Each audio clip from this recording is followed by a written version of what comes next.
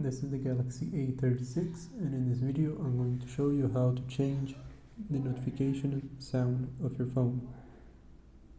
First thing you need to do is go to the settings and then find sounds and vibration. In here you tap the notification sound and you can choose one of these options here.